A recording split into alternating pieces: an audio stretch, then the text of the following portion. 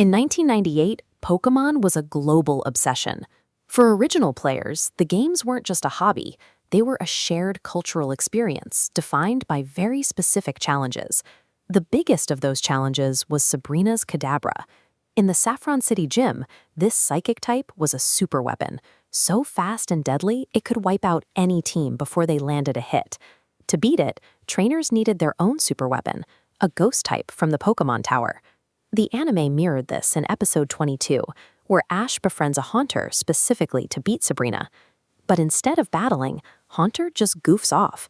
It pulls faces, disappears, and makes Sabrina laugh by detonating a harmless toy bomb. This single episode defined Haunter for millions. In the public's mind, it became a lovable prankster. But this memory creates a massive disconnect. The prankster on TV is a far cry from its actual predatory descriptions in the games.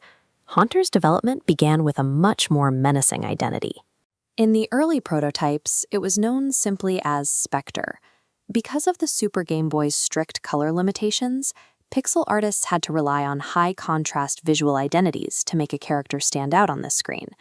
Artist Ken Sugimori finalized this look into a jagged, floating head, flanked by a pair of disjointed claws. Even its final name, a combination of haunt and hunter, indicates that this was never meant to be a harmless spirit. It was designed as a predator. The character's traits share a striking resemblance to a spirit from Filipino mythology, called the Dila. This piece of folklore provides a grounded, much darker context for the character's behavior. Much like Haunter, the Dila is known for passing through solid walls to find victims, whom it then licks to death. Haunter's official Pokédex entries reflect this horrific method of attack, stating that its tongue siphons the life out of anyone it touches.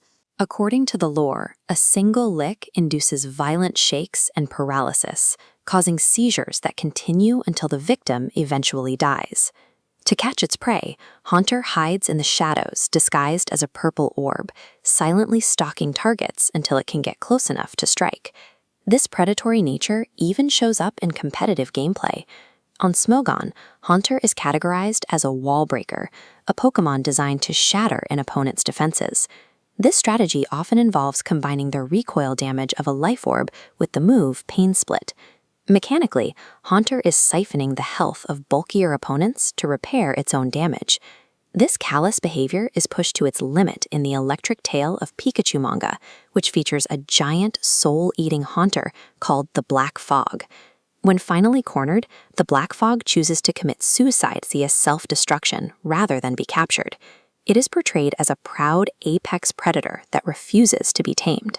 This consistency of design is why many fans are hesitant to evolve Haunter into its final form, Gengar. Outlets like IGN and Nintendo Life have noted that Gengar can feel like an aesthetic downgrade. This side-by-side stark silhouette comparison shows why. Haunter's floating head and disembodied hands feel like a more authentic representation of a ghost than Gengar's grounded bipedal shape. In later games, evolving even has a mechanical cost. Gengar loses the levitate ability, meaning a spirit that once drifted through walls is now literally stuck to the ground. This eerie design has led to one of the most famous theories in the fandom, that the Pokémon Voltorb is actually a trapped Haunter. The evidence is visual. When you take Haunter's jagged eyes and place them on a Pokéball, they perfectly match Voltorb's design. The theory suggests a Haunter attempted to possess it and became trapped, meaning Voltorb's signature self-destruct attacks are actually desperate attempts to escape. The fact that this theory persists suggests that, despite the anime's comedic influence, fans still associate Haunter's visual cues with a much more volatile and possessive nature.